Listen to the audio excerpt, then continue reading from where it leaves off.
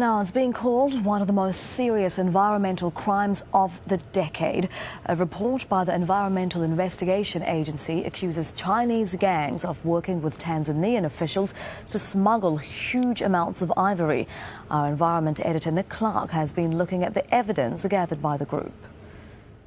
Vanishing Point pulls together the results of undercover investigations covering more than a decade. The report reveals how Tanzania's elephant population has crashed, and it makes gruesome viewing. The poacher's bullet killing one half of the country's elephants in the past 5 years. Their numbers down 2/3 since 2006.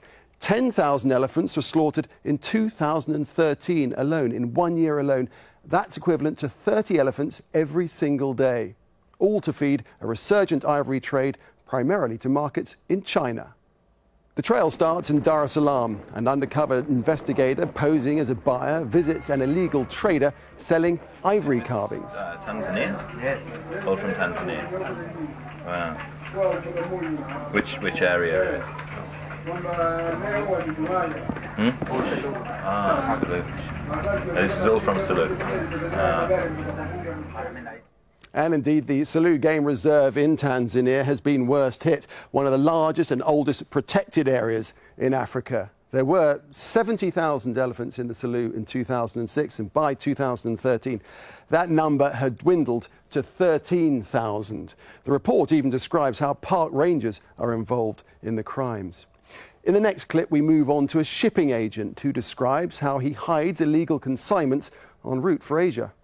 I was putting these beans, like I have to buy something like beans and load it. So when I put it, I'm sending this, so I know how I keep it. The customs seal here? Yes. With no problem? So this is the arrangement we have to spend, you know. So they drop container in Hong Kong, after that they take to Taiwan. The EIA poses buyers in China too, and learnt of the insatiable demand for ivory there, even for everyday items like chopsticks. 哦，那你们对牙的一方对你到底走私的牙是吧？正常要买去哪买？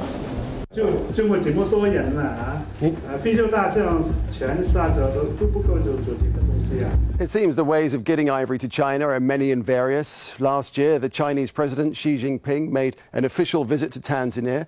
Here, traders talk how ivory sales boomed around that time.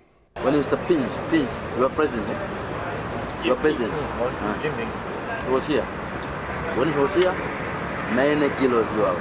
Many kilos. How many kilos? Many kilos. Like hundreds or? Yeah. 100? No, many kilos. Thousand kilos.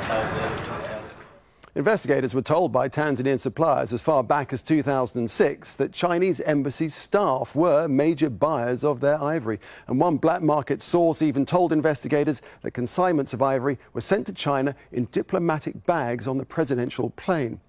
The report points blame at the highest levels of the Tanzanian government too. And when President Jakaya Kikwete assumed office back in 2005, the country had 142,000 elephants.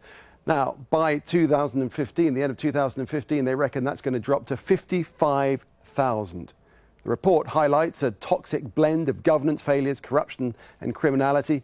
Criminal syndicates, it says, are ruthlessly exploiting rising corruption and weak governance in Tanzania to plunder the country's natural heritage. The irony is, of course, as living animals, elephants form part of the ongoing lucrative tourism market in Tanzania. But it seems killing them for their tusks creates irresistible short-term profits.